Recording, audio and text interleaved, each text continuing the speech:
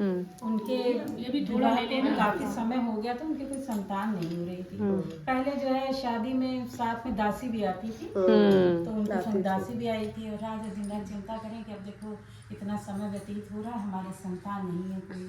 तो अब उससे दासी से रानी है, उन्होंने रानी ने कहा कि देखो सही बात है, हमारे पुत्र नहीं है और राजा कितने परेशान रहते हैं, चिंता में रहते हैं, दिन रात उनका स्वास्थ्य भी खराब हो रहा है। तो दासी ने कहा अरे तुम चिंता ना करो, हम देख लेंगे, जाके कह दो कि राजा से कि तुम गर्भवती हो।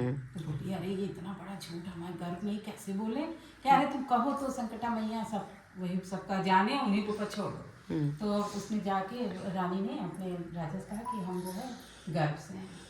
अब राजा सुन के इतने खुश थे, उनके बिल्कुल स्वास्थ्य ठीक होने लगा। और दिन रात कहे रानी कह, लेकिन एक शर्त है, कह दियो उनसे कि हमका देखें ना, और जब तक पुत्र हो जाएगा और मतलब फिर हम आगे बताएंगे कैसे क्या करना है। तो कह अरे लो इतनी बड़ी खुशी, और रानी तुमको देख भी नहीं पाएंगे। कहा हाँ बस अब यही जानो, अगर पुत्र चाहिए तो कुछ सहना भी पड़ेगा।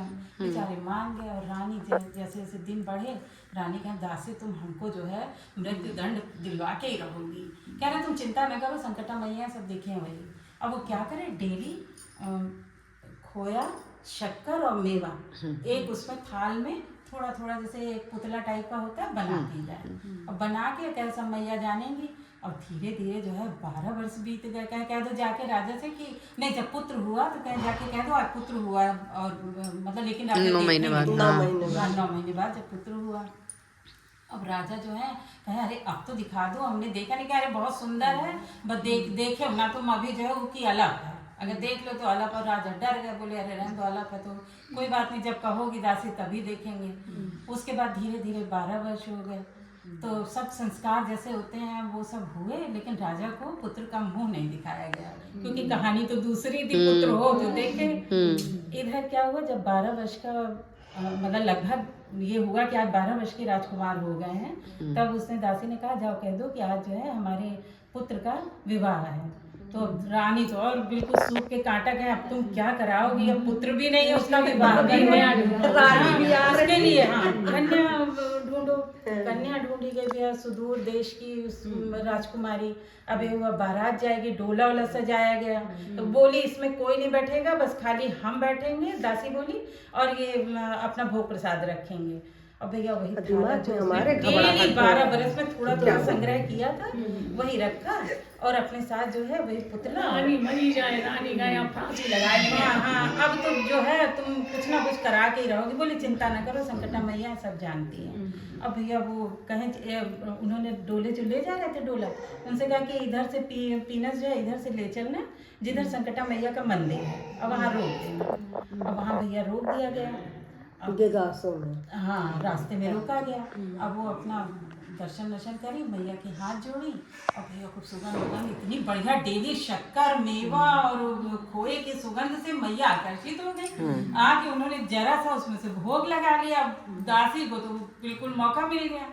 उसने कहा हाय रे हमारा लेटा रहा बेटा, तुम का खा ली हमारा लड़का खा ली। मैया बोले अरे तुम हमको ऐसे क्यों कर रहे हो, हमने कहा खाया, हमने तो भोग लगा। बोले अरे तुम्हारे लिए भोग हुआ, हमारे लिए तो बेटा रहा है, कहीं तुम जैसे बेटा मान लियो, हमारा बेटा वापस करो।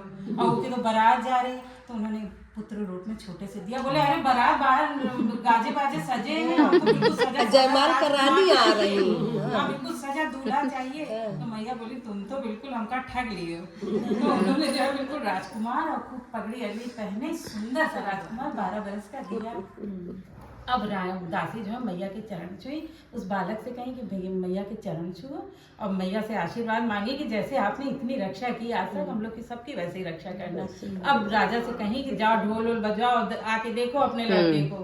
राजा मुंह देख के कह रहे इतना सुंदर बच्चा हमारा हमने आज तक देखा नहीं, मारे खुशी के एकदम झूमने लगे।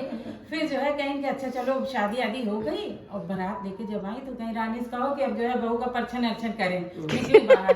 अब रानी तो बिल्कुल डर गई कि दासी आज जो है फांसी लगवा के मारेगी। ना कोई बालक ना कन्या, कन्या तो दिख रही है, बालक कहाँ है। बहुत जो है उनकी बिल्कुल बेचारी का कलेजा कहते नहीं मुंह को आए।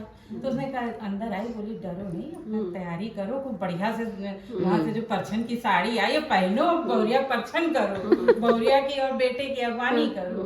तब फिर वो अपना पहन वहन के कहे अरे ये क्या है? बोले अरे संकटा माई है, वो देती हैं लेती नहीं है, जरा सा खाई हमारा, फिर पूरी कहानी बताई। अरे वाह, तुमने तो हमारी इतनी बिल्कुल जीवन में पूरी खुशियां ही ला दी।